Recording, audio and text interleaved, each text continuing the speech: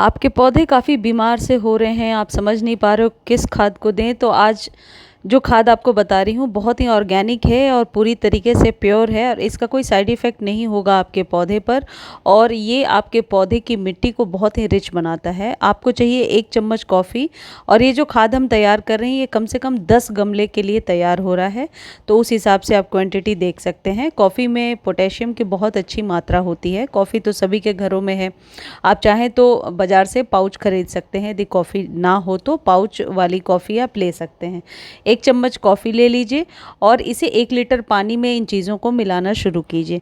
ये जो कॉफ़ी का जो मैं घोल अभी आपको बता रही हूँ, ये आप सभी फूलों वाले पौधों को दीजिए, इंडोर प्लांट के लिए नहीं है ये जो पोटेशियम युक्त खाद होते हैं ये इंडोर प्लांट्स पर अच्छे नहीं चलते हैं। सिर्फ वो प्लांट्स जो गुच्छों में फ्लावरिंग करते हैं, जैसे गुड़हल लगातार फ्लावरिंग कर रहा है, अपराजिता है, मधुमालती है, या चंपा का कोई पौधा है, या आलामांडा है, ऐसे बहुत सारे पौधे जो गार्डन में मैं अपने हमेशा आपको दिखाती रहती हूँ, या आपके पास भी है, अपराजिता है, इन सबको आप ये दे सकते हैं। और अब आपको चाहिए चायपत्ती। घर में जो चायपत्ती बनती है आप चाहें तो वो ले सकते हैं, या फिर फ्रेश टी लीफ को इस तरीके से बॉयल कर सकते हैं। ये उबली हुई चायपत्ती है जो यूज़ करने के बाद हम चाय छान लेते हैं और चायपत्ती रख लेते हैं, तो फ्रेश होगी तो ऐसी दिखेगी ये। इसे 2-3 बार अच्छे से वॉश कर लीजिए ताकि चीनी की जो मात्रा है वो निकल जाए। और यदि आप इसे ड्राई कर लेंगे तो कुछ इस तरीके से दिखेगा। ये सबसे अच्छा तरीका होता है ड्राई फॉर्म में देने का। इसे आप स्टोर करके भी रख सकते हैं।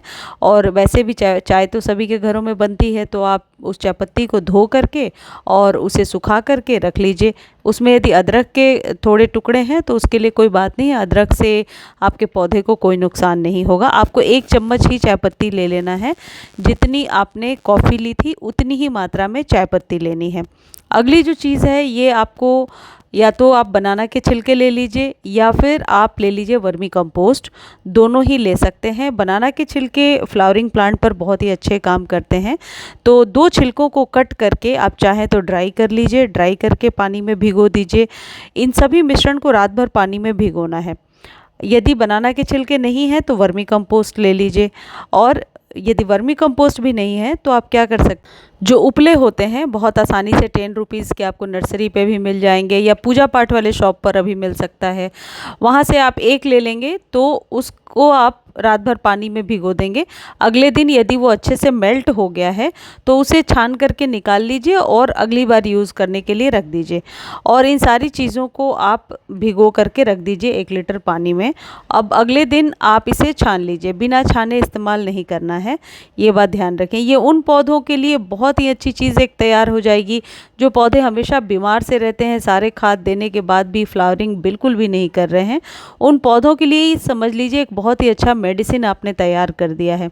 अब इसे देना कैसे है ये भी जानना ज़रूरी है। जब रात भर आप इसे पानी में भिगोएंगे तो इसके जो चायपत्ती या कॉफ़ी तो खैर इंस्टेंट ही घुल जाएगा पानी में, लेकिन बनाना के पील्स के जो अर्क हैं वो पानी में मिल जाएंगे।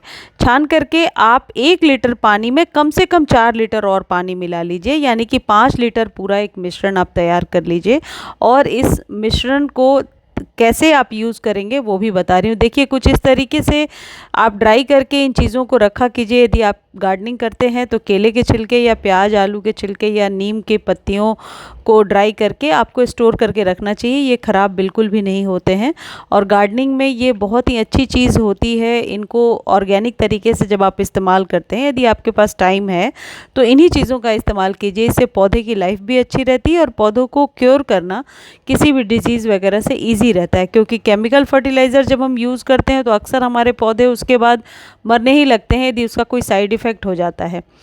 तो इसे छानकर 5 लीटर पानी में आप भिगो देंगे और उस मिश्रण को मिलाइए, और शाम के समय, धूप में बिल्कुल भी नहीं देना है, शाम के समय आप कुछ पानी से स्प्रे कीजिए और कुछ जड़ों में डाल दीजिए। अब इसे रिपीट कब करना है, रिपीट आप 10 डेज़ पर कर सकते हैं, क्योंकि ये जो चीज़ें हैं इसमें कुछ ऐसा नहीं मिलाया हुआ है जिससे आपके पौधे को कोई नुकसान हो। बहुत ही ऑर्गेनिक तरीके से हम इसका इस्तेमाल कर रहे हैं। लेकिन जो फूलों वाले पौधे होते हैं उन्हें हमेशा रिच फर्टिलाइज़र, रिच पोटेशियम की ज़रूरत होती है। तो ये जो चीज़ें हैं ये 10-10 डेज़ पर, यानी कि आप मंथ में 3 बार यदि देते हैं तो आप देखेंगे आपके पौधे में फ्लावरिंग बहुत ही अच्छी होने लगी है। इसलिए क्योंकि मिट्टी इससे भुरभुरी हो जाती है। जब मिट्टी बहुत ज़्यादा रिच होती है तो पौधे में फ्लावरिंग भी अच्छी होती है। और इस तरीके से देखिए आप दे दीजिए, स्प्रे भी कर दीजिए आप चाहें तो। अब कई लोगों की ये क्वेरी होगी कि क्या बनाना पील से चींटियाँ, फंगस लगेंगी?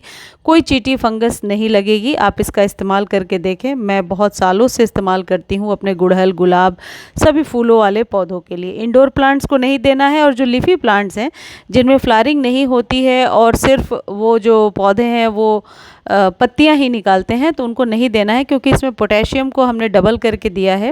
जो कॉफ़ी है और जो बनाना पील्स हैं उनमें पोटेशियम की बहुत अच्छी मात्रा है।